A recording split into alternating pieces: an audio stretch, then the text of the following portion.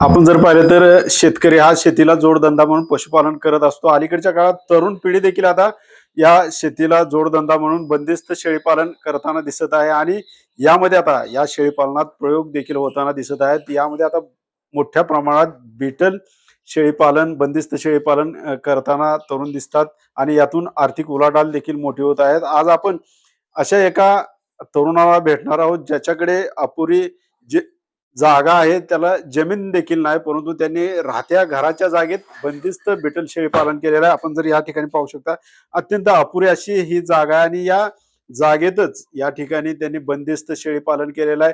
जवळपास या बंदिस्त शेळी पालनातून वर्षाकाठी लाखो रुपयाची उलाढाल होत आहे आणि त्यातून पैसे देखील कमवत आहेत. आपल्यासोबत हे तरुण आहेत, त्यांनी हे कसं साध्य केलं या ठिकाणी आपण पाहू शकता. मोठ्या प्रमाणात आता बिटल शेळ्या मोठ्या देखील आहेत. तर काय सांगाल, काय नाव आहे आणि याची सुरुवात कशी झाली? माझं नाव आहे श्रीकांत चौगुले. आपल्या गोट फार्मचं नाव आहे भवानी गोट फार्म, धाराशिव जिल्हा, तालुका तुळजापूर, गाव बाबळगाव. तर आपण पारंपरिक आपल्याकडे गावरान शेळी पाळली जात होते. गावरान शेळीमध्ये पिल्लांची वजन वाढ वगैरे भेटत नव्हते, त्याच्यामुळे आपण बिटलकडे वळालेलो आहे. त्याची सुरुवात आता गावरान मधून बिटलच्या प्रयोगाकडे कसं वळत, कोणाकडून ही माहिती मिळेल सगळी? हे माहिती आपण असंच युट्यूबवर वगैरे बघून पंजाबवरून शेळ्या मागवल्या रेल्वेनं आपण सोलापूरला. त्याच्यानंतर सुरुवातीला 2 शेळ्या मागवल्या गाभण.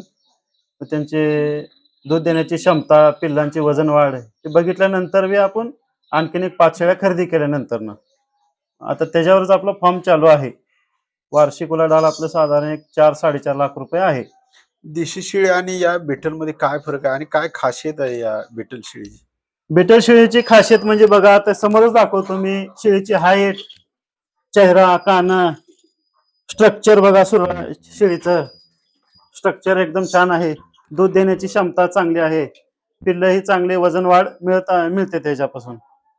बोकड कसं केलं होतं आता याचं आणि याची वजन उंची वगैरे मोजली जाते, तर काय कारण असते याच्यात विक्री करताना? हाईटला वगैरे महत्व आहे याच्यात. जेवढी जास्त हाईट तेवढं जास्त किमती आहे त्या बिटल मध्ये. त्यांच्या चेहऱ्याची ठेवण वेगळी दिसते, तर काय कारण? चेहऱ्याचा पंच फेस, आयबॉल, कान, प्रामुख्याने दिसायला आकर्षक शेळी आहे बिटल ही. स्ट्रक्चरला चांगली आहे. दूध देण्याची क्षमता. तर ह्याचं खाद्याचं शेड्यूल कसं असतं, काय काय टाकतं तरी आम्ही? खाद्याचं शेड्यूल आपल्याकडे सकाळी खुराक देतो आपण. मका, गहू, भुस्सा, हरभरा, चुन्नी, खपरी पेंड मिक्स देतो शेळ्यांना. त्याच्यानंतर सुका सुका चारामध्ये तूर भुस्सा आहे, भुईमुगाचं वेल आहे. सुक्या चाऱ्यामध्ये एवढंच वापरतो आपण. त्याच्यानंतर आपण दुपारून 3 वाजता शेळ्या फिरायला जातात आपल्याकडे शेती नाही, काही नाही.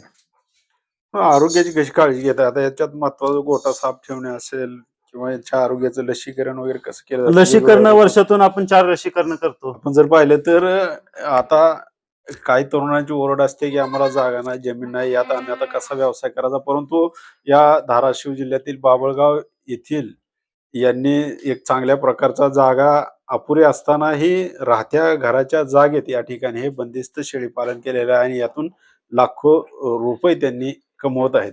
BC न्यूज साठी अशोक कांबळे, धाराशिव.